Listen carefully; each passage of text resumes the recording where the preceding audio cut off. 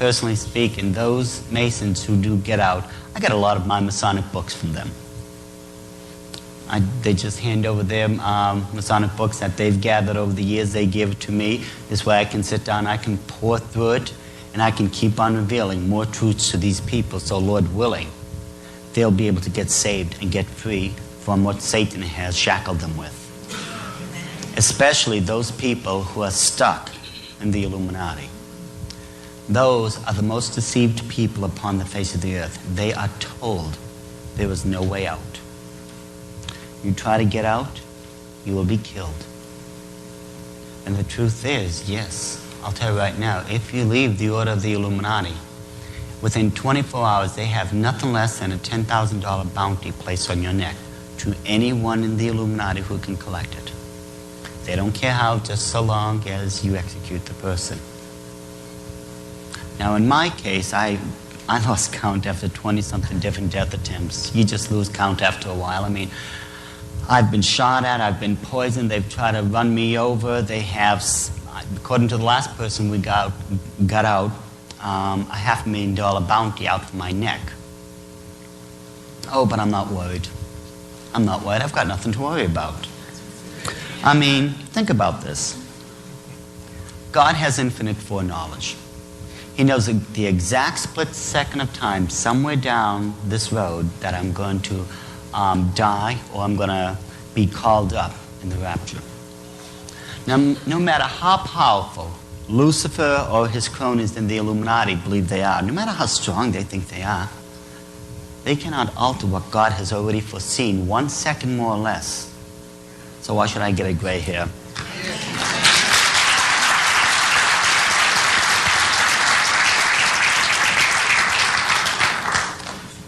And what really amuses me about all this, and actually you do take on this type of mentality afterwards, because either you're going to laugh about it or you're going to cry about it. What are they doing to me? What are they threatening me with? God? Now wait a second. You're going to hold a gun to my head and said, you're either going to give up what you're doing or I'm going to send you to God. Hold on, let me come back in a couple of minutes. Let me think this one through. This is ridiculous. If they think that they are going to threaten me, especially at this point in my life, they are out of their minds. You know? And we have to remember, ladies and gentlemen, the same goes with each and every single one of you here. One things that breaks my heart is when I personally have seen pastors, associate pastors, Christians who won't even put one finger on an occult book. This is not the Ark of the Covenant. It's not going to kill you. You know, you don't have to be a Levitical priest to pick it up. But we are so paralyzed with fear.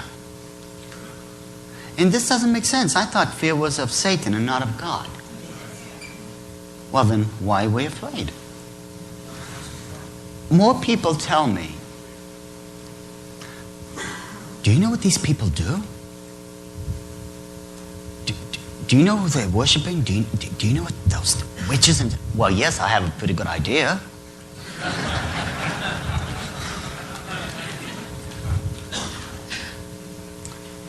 But it doesn't make sense to me. Why should we be afraid of those people who are worshiping our defeated enemy? Where am I missing the boat in all this?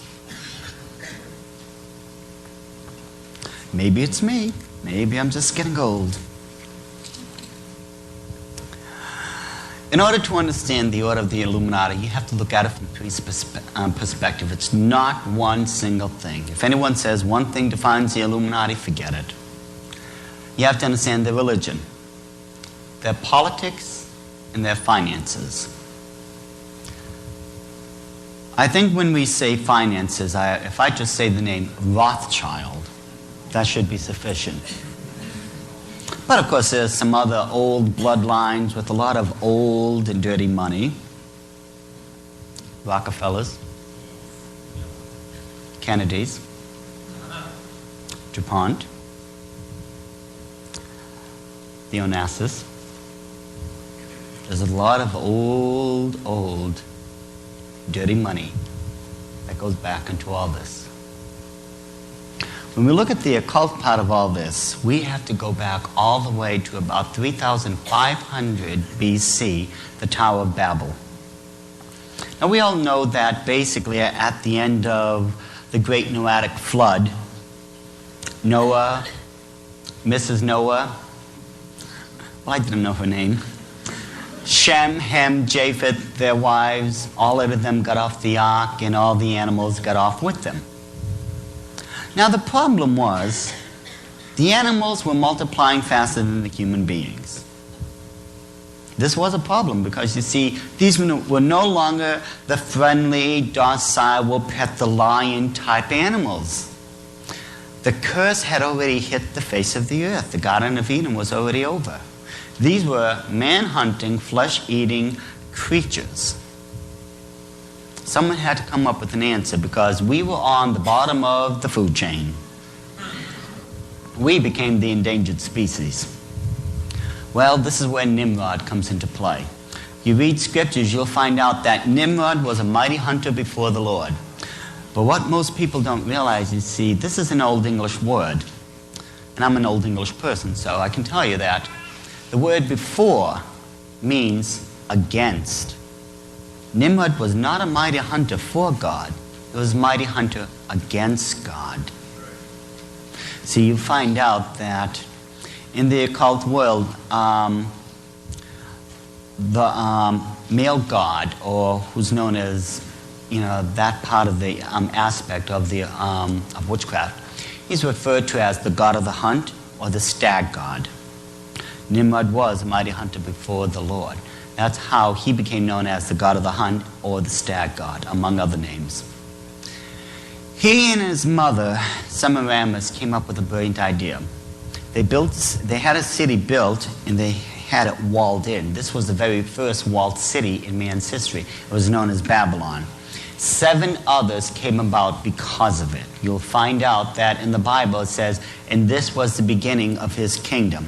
Now obviously, if this was his kingdom, he must be the king. And he was.